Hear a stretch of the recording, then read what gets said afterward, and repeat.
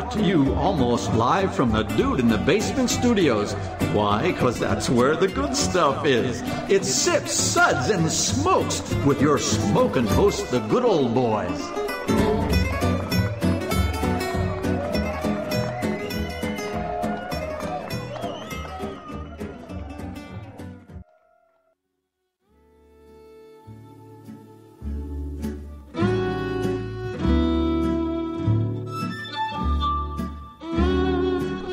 Now it's sippin' time.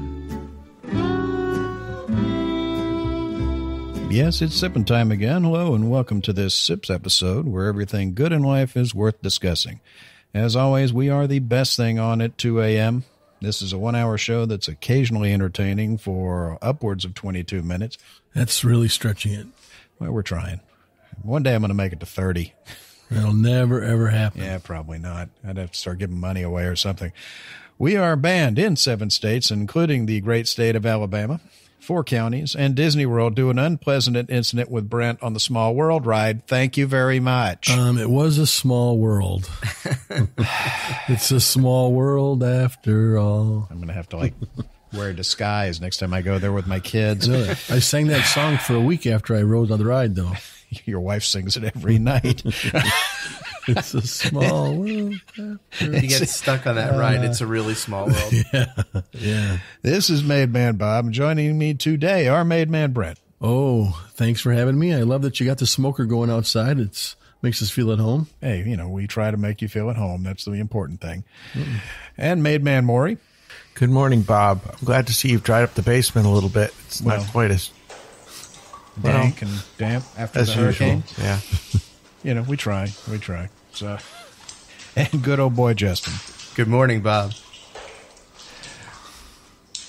Hold on, let me turn off the basement. Turn off the basement. All right, Brent, Maury, and myself are with the Bourbon Mafia. Dripping. The Bourbon Mafia is a non-profit organization composed of bourbon enthusiasts and industry professionals. With representation in 8 states, our members combine a love of bourbon with a passion for charitable work. The group uses their love of our native spirit to raise money for local and national charities through rare bottle auctions and other themed events. Check us out on Facebook at The Bourbon Mafia or online at thebourbonmafia.org. This episode is sponsored by Flaviar. Flaviar is an online whiskey club for the explorer at heart. All members of Flaviar get quarterly tasting boxes, free shipping on full-size bottles and boxes, invitations to tasting events, and access to rare and vintage finds. For more info, go to Flaviar.com. That's Flaviar.com. Our show is also sponsored in part by Fine Spirits in Cooper City, Florida, home of the Enigmatic Machine, serving great wines, whiskeys, and other spirits by the glass. You can find them at finespirits.net or also on Facebook. Our sip segments are all about wine, distilled spirits, tea, coffee, and today's show is a Distillers Takeover show featuring products from the OOLA Distillery. We'll cover some background on the brand as well as on the individual products we'll be tasting. Our samples today were graciously provided to us by Alan Jackson, the managing director at OOLA, and Kirby Kallas-Lewis, the distiller at OOLA. So thank you, gentlemen, very much. And here is a short list of what we're going to discuss today. We have the Three Shores World Whiskey.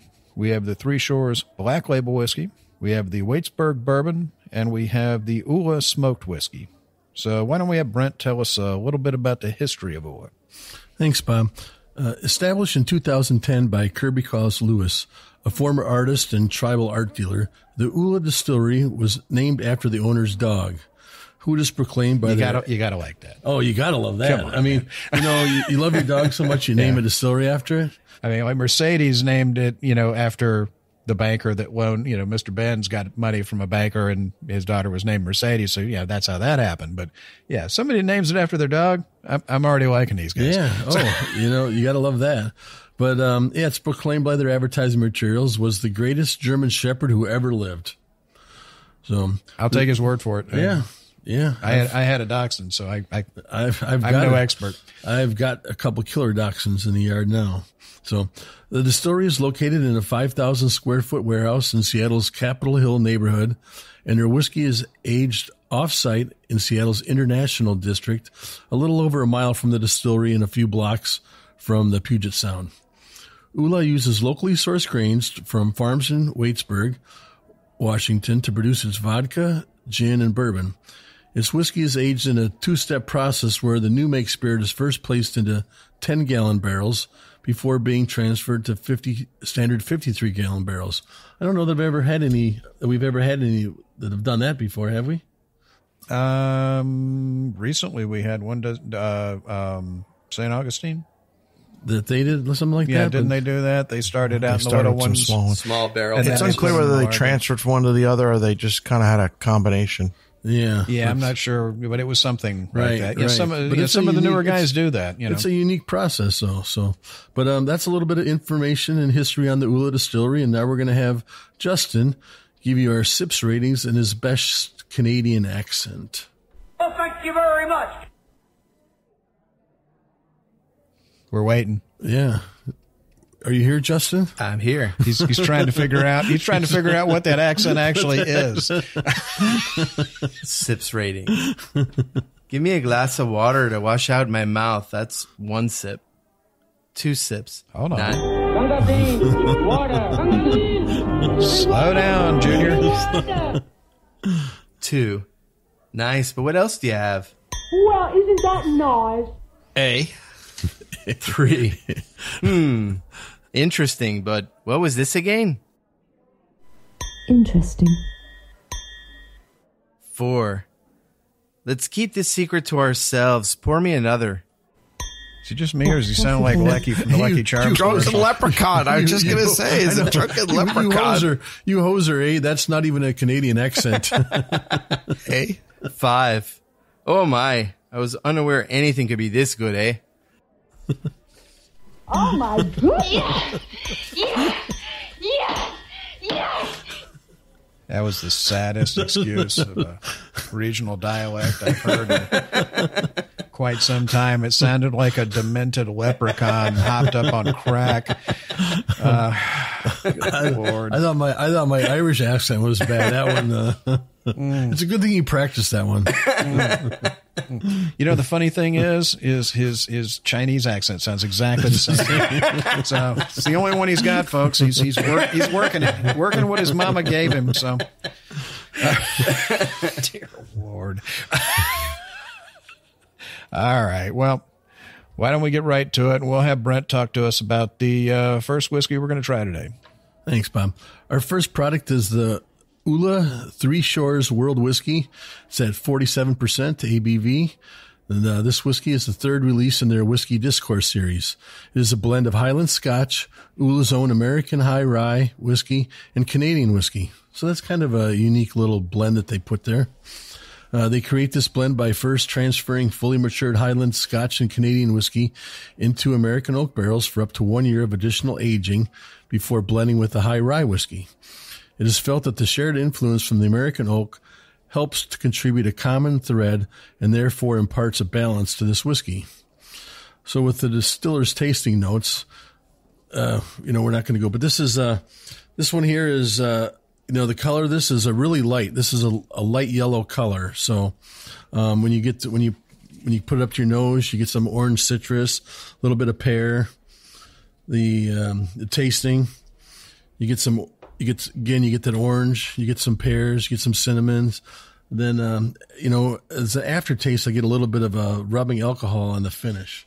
And so I just kind of think that this is a little bit young, probably still, but, that's, I don't, it's quite pungent. Oh yeah.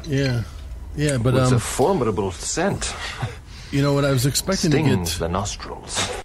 I was expecting to get a little bit of a smoke on the palate and, off the nose, but I didn't get any, but I got a little bit at the end of the finish. There's, so just on a little hint of smoke on the end, but there's nothing offensive. It's not when I'm going to drink all day, and it just wants me leaving, wanting some more of their product. I want something different. I want their next level up. I want something better. But this is nice, but I'm going to give this 2 sips. Okay. Well, isn't that nice? All right. Well, Maury, what'd you think? Hand that bottle down here.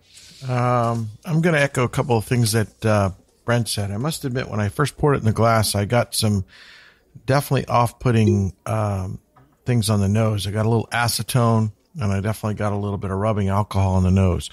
With it sitting in the glass a little bit longer, that seemed to blow off, and then you do get a little bit more of that citrusy note.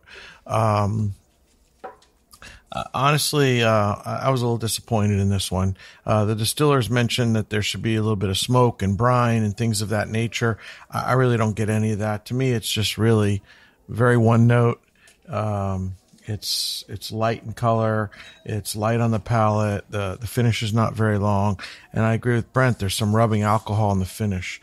And, to be honest, as much as out of respect for the brand, and I appreciate the samples, as much as I'd really like to give it a 2, I'll be honest, the couple off-putting things, it's hard to give it more than a 1.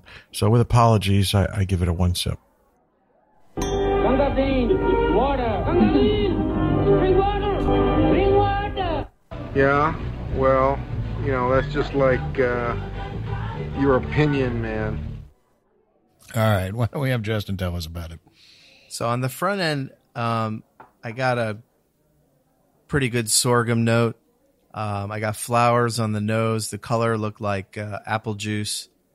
And you can really taste the heat of the rye on the back end. I did notice the rubbing alcohol note at the end, but it didn't put me off as much as it did Maury. So I gave it 3 sips. I wasn't ready for you for that, so. No, it's pretty generous of you. Interesting. All right. Well, I'm going to pretty much echo a lot of what everybody here said. On the nose, I'm picking up a lot of citrus, orange, and lemon. On the palate, I'm getting the baking spice. I'm getting some pears, a little bit of apple note. It's sweet. It's definitely, it drinks a lot hotter than 47% ABV. Get the spicy rye notes up front. With a little bit of water, it seems to blow off. Give it a 2. Well, isn't that nice?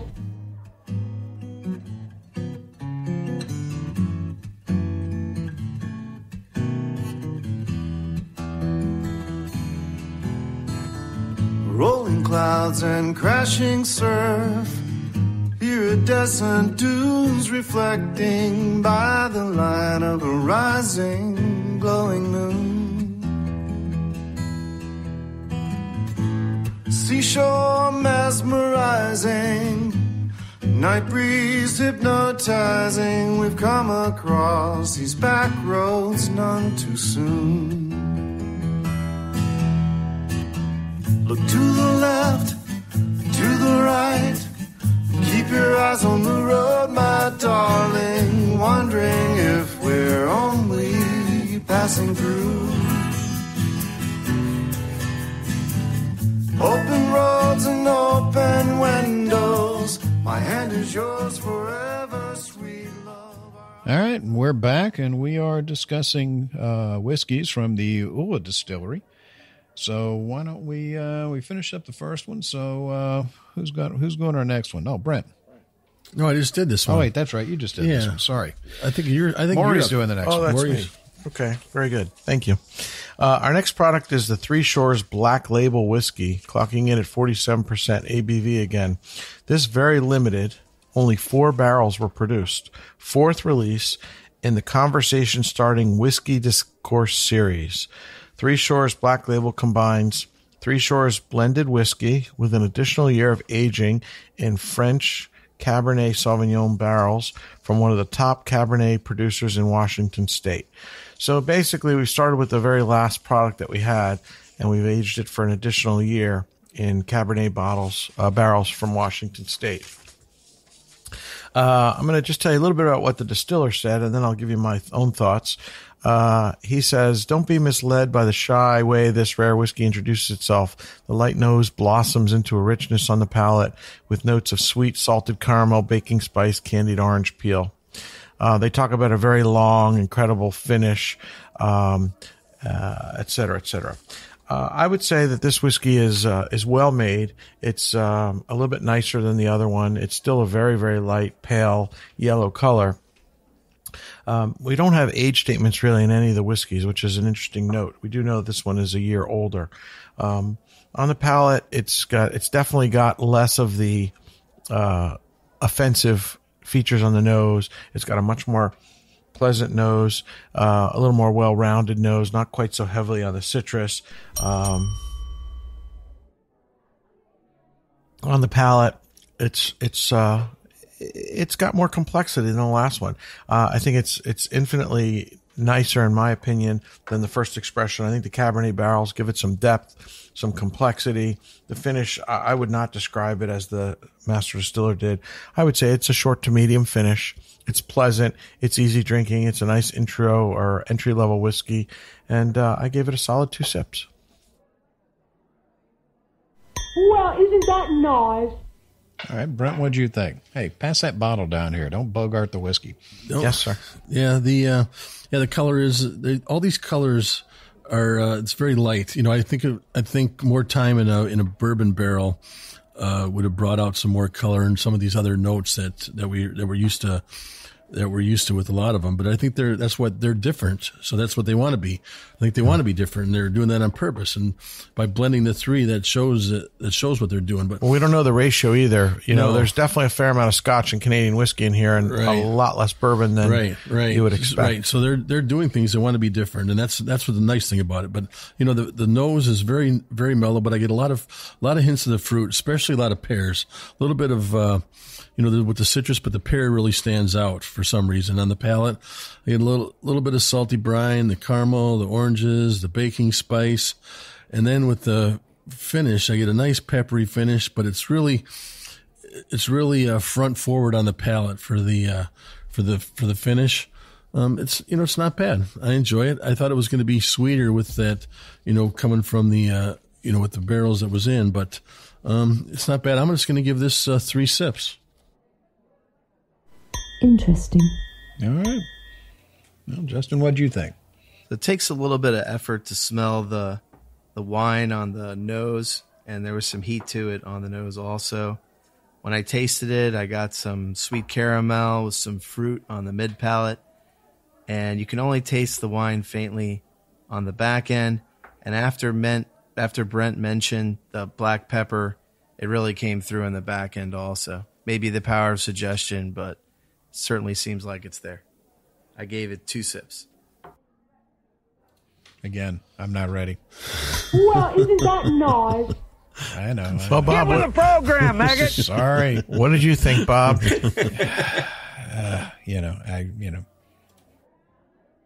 talking to me? Yeah, I'm talking to you. You. You talking to me? You. Yes, you. You talking to me? Oh, you hoser, we were talking to you, hey? Yeah, I like this one. I definitely like this one better. I think this one worked out a lot better with the Cabernet barrel. It definitely gave it a lot more depth. It gave it a lot more character. The nose, it's a very faint floral nose. Way back up in the nose where you pick it up. I think they hit it right on the head with the salted caramel. I get that right up front. Baking spice is absolutely a little bit of clove. Still getting the citrus. I'm thinking maybe that's just a characteristic of their spirit. Maybe, what's coming off there still. A well-made spirit. I'm getting a peppery finish on the back end. Medium finish. I wouldn't call it lingering or long, but it doesn't just drop off immediately. A solid effort. Yeah, I'd give it a 3. Interesting. All right, well, we're up to our next one, and our next whiskey is the OOLA Waitsburg Bourbon Whiskey. Again, 47% ABV.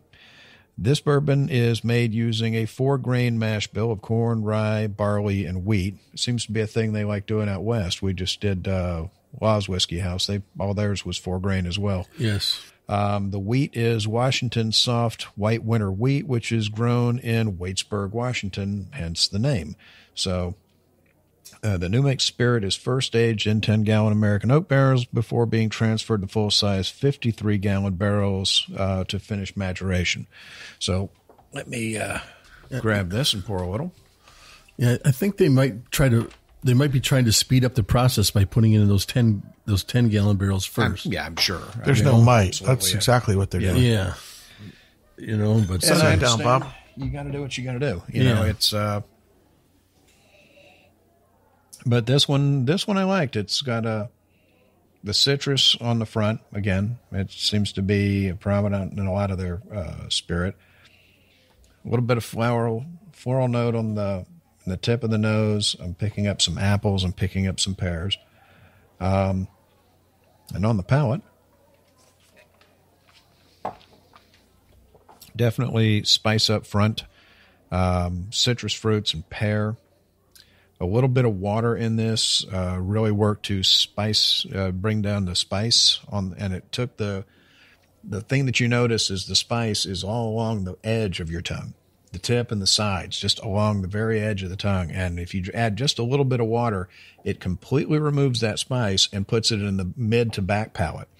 And it seems to really open it up. I think a well-made whiskey. This one I think this is the one that I like the best of all the ones that they've had so far.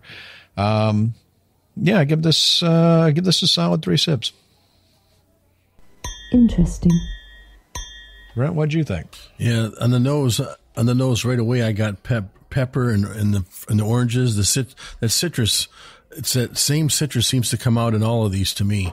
The pear and oranges. On the palate, right off the bat, I got lots of that rye, peppery spice, and it came out right away, and it kind of overpowered everything. It kind of overpowered the pears, the oranges, the vanilla, and everything. And then you told me to add the water, and as soon as I add a little bit of water, it wasn't just a much drop. of water. Yeah, it wasn't a drop. Just a couple drops, and right off the bat after that, it really just balanced everything.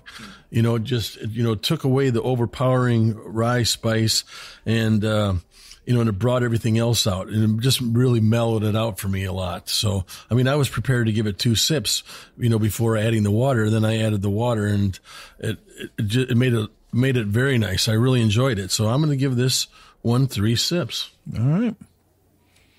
Interesting. All right. Maury, what'd you think?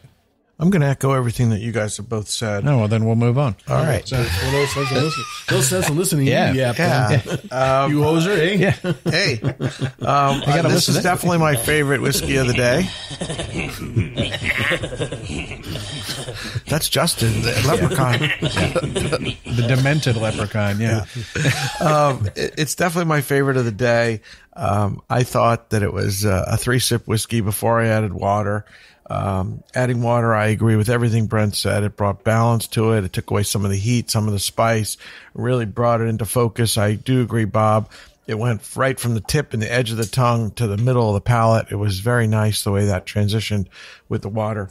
Well-made whiskey. I like what they're doing. I'd love to see this whiskey with another few years of age on it. I think it's going the right direction. I think there's really nothing bad you can say about this whiskey. It's definitely very drinkable. I wouldn't pour it out of my glass. And what would you pour out of your glass?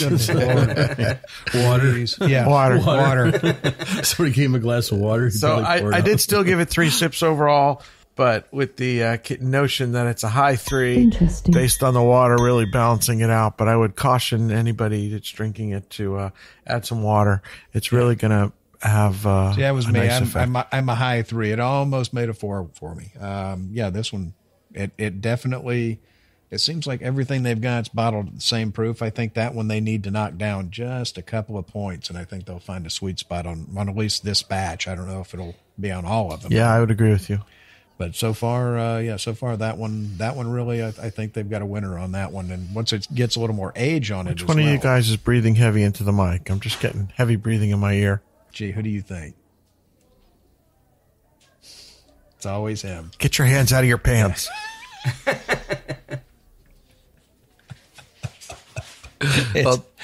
Be nice. Come on, man. Oh, peace and love. Peace and love. Justin? One tip I would say is I drank all these whiskeys about an hour and a half ago. And if you leave the caps off for a half hour before trying any of them, it's going to improve all of them a lot. And then try them all with a little bit of water. I got a little bit of white wine on the palate. And on the nose, it was sweet. It was a nice finish. I got the finish under my tongue, which I hardly get with any other whiskeys. I gave it 4 sips. If I was going to a campfire this winter or this fall, I'd be sharing with my friends. That's classified. We live in Florida. We don't camp except every couple of years. It's called a hurricane. We don't purposely do it. You ever notice? You No, never we see don't have a anybody lot of buying- fires. Nobody buys tents or anything down here. Or firewood. Because we're all made to camp on a semi-regular basis, whether we like it or not. So, Better to go to the Great White North, eh? No, now you were referring to this whiskey as the campfire whiskey, not the smoky one. Yeah. Okay, just making sure we're on the same whiskey. Okay, I don't You know. obviously have a wonderful economy with words. I look forward to your next syllable with great eagerness. All right, well, we're up to our last one. So, Justin, why don't you tell us about that one? So our next product is the OOLA Smoked Whiskey, 45% alcohol by volume. This is the second release in the OOLA Whiskey Discourse series. It starts off with a mash bill similar to OOLA Waitsburg Bourbon mash bill, containing corn, rye, malted barley, and wheat. However, the barley is smoked with apple wood and cherry wood along with their own bourbon barrel staves. On this whiskey, I got definite smoke on the nose. It smelled just like a campfire or Brent smoker. I got a strong smoke taste on the palate. I got the pear orange citrus note that's universal throughout the entire line of whiskeys we've had today. I get a lot of salt on the back palate, and after water, the nose is like a pepper bomb that goes off. It's pretty cool. I would give it 3 sips. All right. Not ready, as usual. I'm wondering, I don't know where the Capitol Hill neighborhood is in Seattle. I'm just wondering if it's like really, really, really like on the ocean or within a few blocks of the ocean. Because I definitely pick up a brine note on all of these. Reminds me of Jefferson's Ocean. Yeah, taste the sea and the whiskey. I'm definitely picking up some notes on it. So, Brent, what'd you think? I thought I was hanging out with my smoker, smoking some, nice pork butt or a beef shoulder or something. This was smoking what? Smoky. Smoking what? Yeah, I was smoking. What?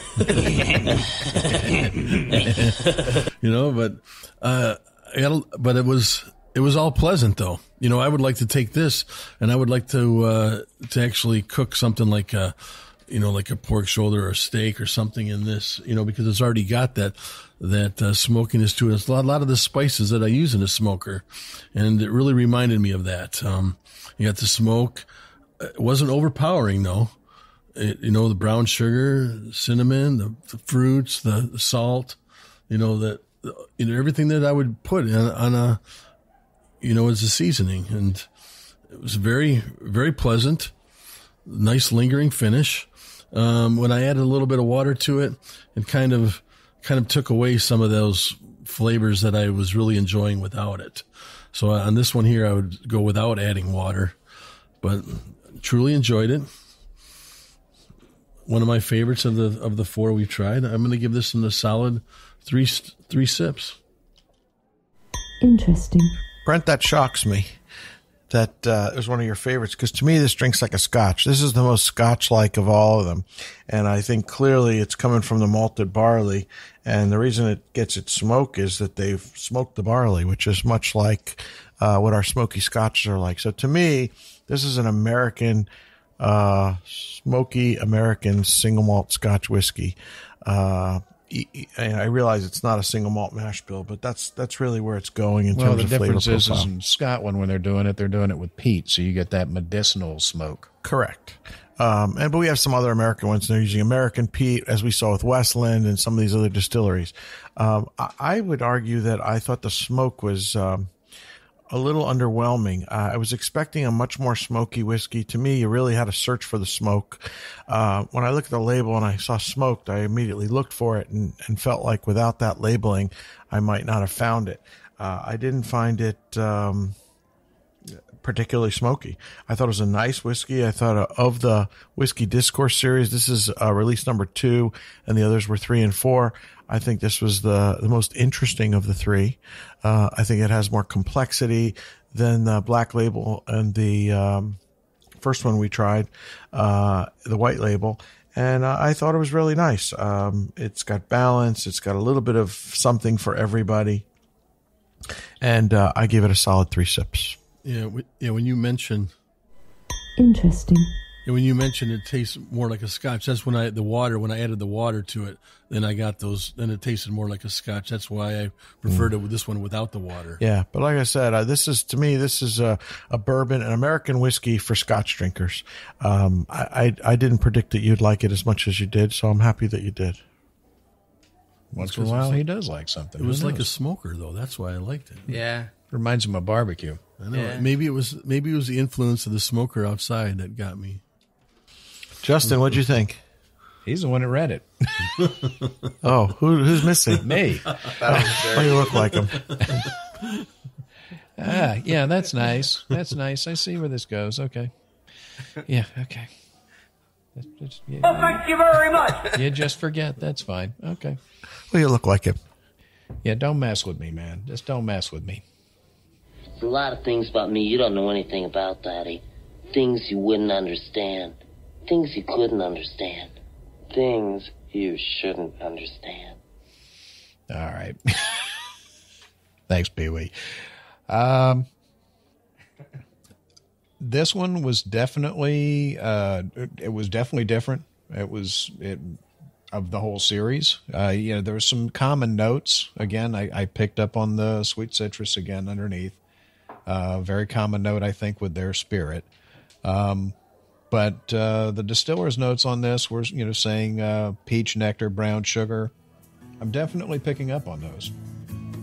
We'll be back. The destination, but baby, the whole elation of riding down this lover's avenue.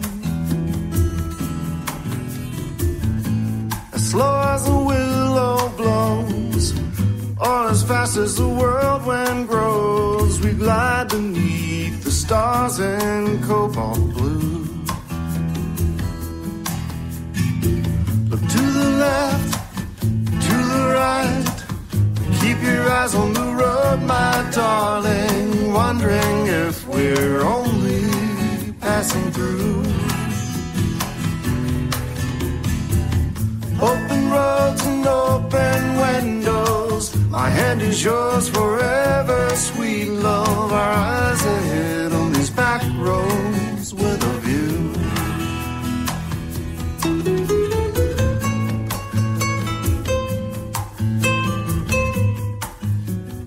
All right, we're back, and we are talking about whiskey from the OOLA Distillery in Washington State. We just finished tasting up the OOLA smoked whiskey. On the nose, I really didn't pick up the smoke on the nose. Thank you. It's all on the palate. It's not up in here. Again, it's sweet citrus and pear. It's not a peaty smoke. It is a smoky smoke. It is, it is more. We've had a few smoked whiskeys, or a few even, again, Westland is in the same area as these guys. We've had a few smoked American style whiskeys, and they tend to be just that. You get the smoke, you don't get the medicinal notes, you don't get the earthy notes, the iodine, the used Band-Aids, mercurochrome, the stuff you get out of, like an Isla. You get more of a smoke. It's more like sticking your, going to the local barbecue joint and sticking your head inside the pit and deep That's breathing. Exactly how I felt about it. And I mean, they're smoking, they're smoking the barley with apple and cherry and oak wood stave. So that's exactly what I would expect. You're not getting all those earthy notes from, if they were smoking it with peat, you would definitely have, a little bit more of a peat. But even somebody like the guys over at Westland, they're doing a peated whiskey, but theirs is using American peat, which is not, peat is different all over the world. So the peat they're using, it doesn't have that medicinal quality. So it was smoky. It's, I think Brent hit it right on the head. I would love to take a bottle of this one day when we have everybody over and we get the smoker out and just, make a giant pile of smoked meat and have this with it, I think it would go extremely well. I get that salty note on the front again. I've got to imagine they've got to be close to the water. Yeah. I mean, they can't be too far from Well, they're the not water. far from Puget Sound, which is I mean, they've got to be close because it's you're picking up that oceany, briny, it's like when you have a Bowmore. I mean, certain whiskeys from Scotland have that brine note to them, and you can always tell it's the ones where the waves are lapping up against the outside wall of the building. So these guys have got to be close to the water. Overall, I thought it was well made. It was definitely interesting. I would drink it again, certainly. Yeah, I'd give this one. I'd give this one a solid 3, just like the bourbon. I'm about 3.5, but we don't do halves, so I think it's a very well made effort. Interesting to see where it goes in a couple of years. So one of the things I'd like to say is that a lot of times we're talking about the whiskeys being young and corny and very young and immature. The one thing you could say about all of these whiskeys, although we don't have age statements, none of us have really come on and said, oh, it's young, it's corny, it's this, it's that. The first one had a little bit more alcohol coming off on the nose and on the palate. But for the most part, it's hard to say that they're immature and that they need more time. I would like to see what all of them look like with a little more age on them, but I thought they were surprisingly mature for stuff that I expect is fairly young. Yeah. Again, no age statements, but we'd have to guess these are all 2 to 3 years. Series. These are just, I believe I read that, they're basically just making these as a matter of discussion. That's why it's called discourse. Hey, why don't we try this and let everybody talk about it, see what they think. Yeah. So it's, but even the bourbon, one limited run and then that's it. But the bourbon, I think the bourbon is solid. And, but it's going the right direction. I'd like to see that with a little more age on it. Again, it doesn't taste particularly immature, but I think it will continue to enhance flavor and complexity with more time. Yeah, absolutely. I would love to taste the White Dog of all the different blends that go in there and see if that pear citrusy note is developed in the spirit itself, in the unaged spirit, the White Dog, or does it come from the 10-gallon small barrels they use to get so much surface area onto the whiskey, and see where that comes from, because it's really interesting that it goes all the way through. It kind of reminds me of Jack Daniels, where everything has that jackness to it. They have their own signature taste that goes throughout the line. I wonder if that's going to be with their regular line or just the Discourse series. Yeah, I mean, that's the one thing every one of us picked up on every single one of these was, that citrusy note to it. Almost like a Highland Scotch, where you get that mandarin orange, lemon peel, candied orange kind of thing. My personal theory is it's the shape and size of the stills. We don't know much about their stills. But I'm going to assume they're using a pot still and that it's coming off the still rather than the barrel itself. You don't typically pick up those citrusy notes from a barrel regardless of the size. The big challenge... It could be that Washington wheat that they're using too. Could be the wheat. But a lot of people will say the small barrels give you too much woodiness because of the surface area, but don't really adequately substitute for time. The idea is smaller barrel, more surface area, less time, but it's not the same as age, and it's not just time. It's the ratio, the balance. And there's probably not a lot of heat in Washington, so there's not going to be a lot of heat to transfer the wood, the spirit in and out of the wood. Right, because in Kentucky, you get the hot summers that push the whiskey deep into the wood, and the cold winters that just pull it right out. Yeah. I think in Washington, you probably have the opposite of Florida, 2 seasons, cold and colder. Well, they also get a lot of rain. Hot and hot. Well, a lot of rain and damp. I would argue too, that their climate's a lot like Scotland. And although I'm not maybe that's the accent he was going for. I'm not he just missed it. It was a leprechaun. I mean, that's in the same hemisphere, I think. I'm not a cartographer, but I would argue that a what? A cartographer. Oh wow, man, that's a blame big it on the whiskey, But holy I you think obviously have a wonderful economy with words. I look forward to your next syllable with great eagerness. I'd like to know about the latitude, but I would argue the latitude in Washington State is probably fairly comparable to the latitude in Scotland. And I think I don't know. We could ask Jimmy Buffett. He knows about changes in latitudes. There's just saying. There's a lot of similarities. A cool, dark, damp climate. And I think that makes for slower aging. It sounds like this this stuff was made by Gollum. Yes, my precious. Give us our whiskey as it is. Yeah. So I think that's why you're getting that those sort of Scotchy profiles in terms of the brine and the slow, dark, damp aging, and not the hot, cold extremes you see in Kentucky with driving the spirit in and out of the wood. Yeah, I agree. I'm looking at a map, as you would call it, I don't have that vocabulary. A cartographic, graphic representation of the earth of something. Good Lord. Yeah, they are. But Seattle, my head hurt. Seattle is. Do you have a map? Cause that would be great. Yeah, that would be great. Do you know what a map is, Bob?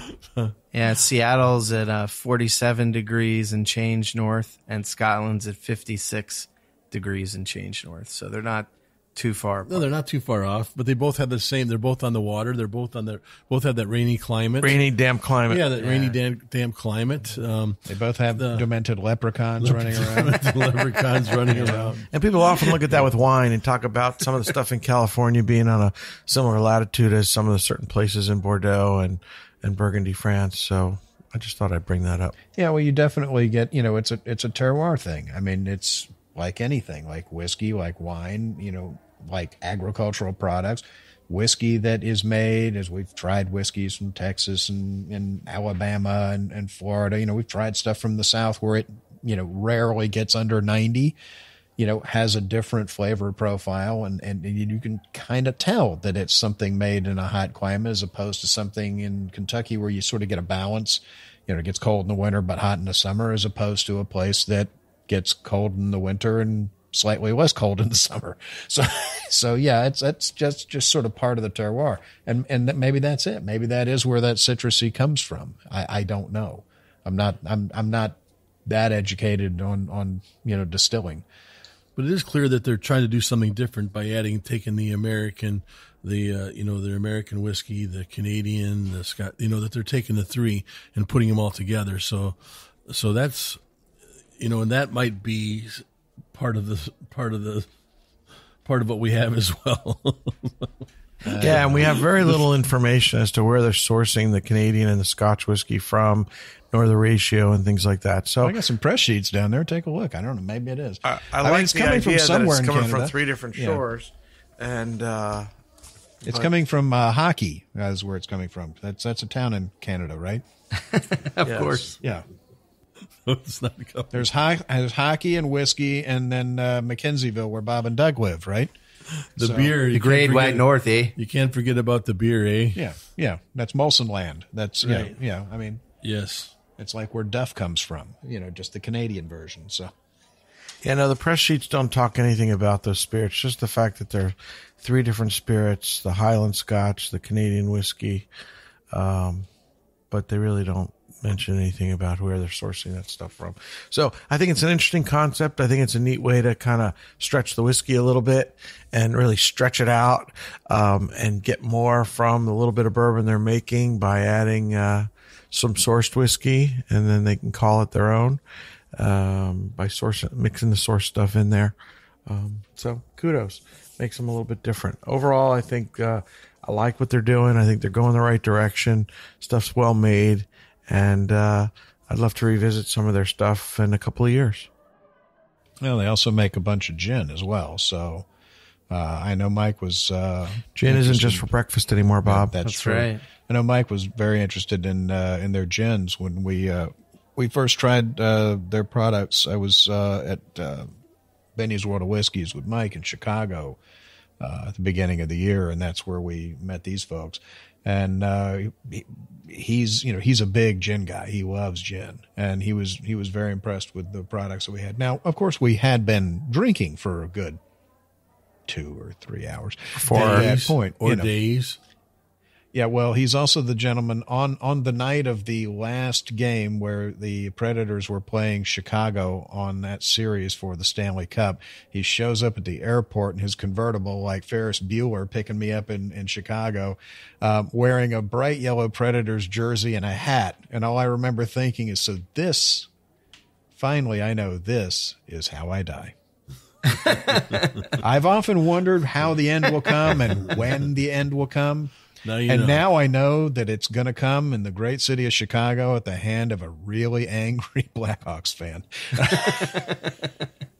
But yeah, and he wore that to the event. We were in that giant Benny's. There's a couple of hundred people in there milling around, and everybody's just sort of staring at him when he comes up, going, "Are you in the right place?" So yeah, he's a brave man, or clinically insane.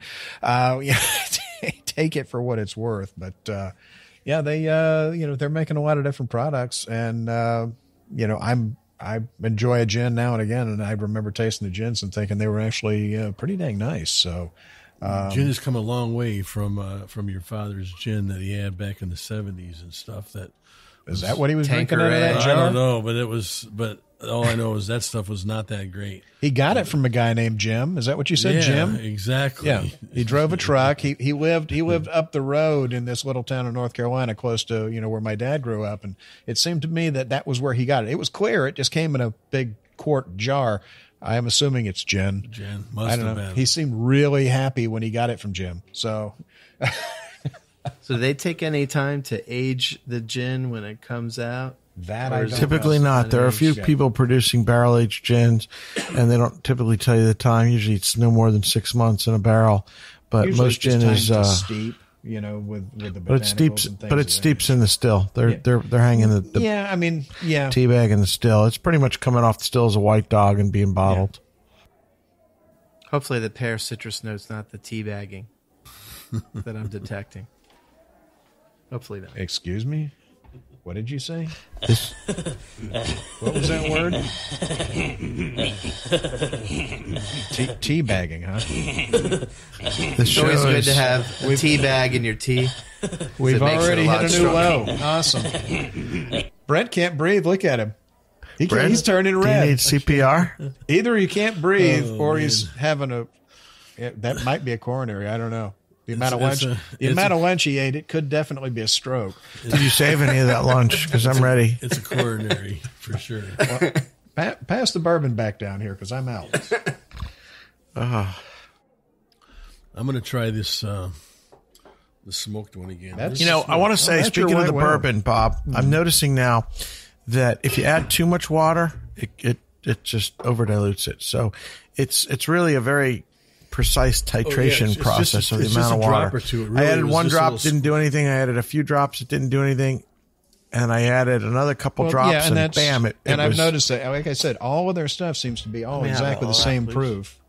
And, we are all getting seconds and thirds on the OOLA bourbon, so that should tell you that of the batch, we're doing pretty good. Yeah. That's what you want. No, but the last one, the smoky one, is 45. The smoky one is 45, but all the others are 47. But the white label, I think the water helped. It tamed the nose down, and on the smoked, I didn't like adding the water. It was interesting how it moved the smoke from the tip of the tongue to the back palate. I mean, it literally just took that same flavor and moved it.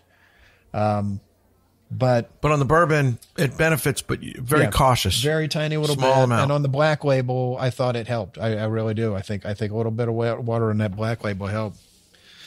But, overall, I think OOLA's doing some pretty good work. So they're doing something different, and that's what's nice. And we're excited to see where they go. It's different, and they pulled it off really well. Yeah, they're trying something, that's... All right. I want to meet OOLA the dog. I mean, the three... and then world's greatest German Shepherd. Yeah. I don't know if it's around anymore. I don't know. Well, we'll find out if they invite us out. Yes. Well, that's all the time we have today. We hope you enjoyed this episode. You can catch all of our episodes online, as well as on SoundCloud, TuneIn, Stitcher, YouTube, Google Play, PRX, and Spreaker, our native media host. iTunes, Google Play, and our own Android app are the easiest ways enjoy the show on your phone, just search for Sips, Suds, and Smokes on iTunes or in the Google Play Store. Be sure to tap subscribe, and the show will always be on your phone. We love your feedback. You can reach us online at info@sipsudsandsmokes.com, and our daily tasting notes flow out on Twitter every day at Sips, Suds, Smokes, and our Facebook page is always buzzing with lots of views. You can also interact with all the fans and the other people on there. Do us a favor. Please take the time to rate this episode. If you're listening to us online, it's a big help, and we get to see your feedback as well. I want to thank our co-host today. Thank you, Brent. Thanks. Let's get out to the barbecue now. I know you're smoking something out there. Hey, that's legal in Florida. I'm sorry. I have anxiety. Maury wrote me the prescription. It's perfectly okay. Thank you, Maury. Thank you, Bob. It's always a rare treat to be here. Yeah, rare. And thank you, Justin. Thank you so much, Bob. It's great to be here. Yes, it's medicinal. That's what it's for. It helps me with my anxiety. Yeah. Yeah. What do you say, Bob Marley? Yeah, thumbs up. All right. For Sips, Suds, and Smokes, this is Made Man Bob, and we thank you for joining us. Remember, life is too short to drink cheap whiskey. There's nobody here to argue with you about that today. There's nobody. This is true. Life's definitely too short to drink bad whiskey. There you go. Yeah, well. You're still here? It's over. Go home. Go.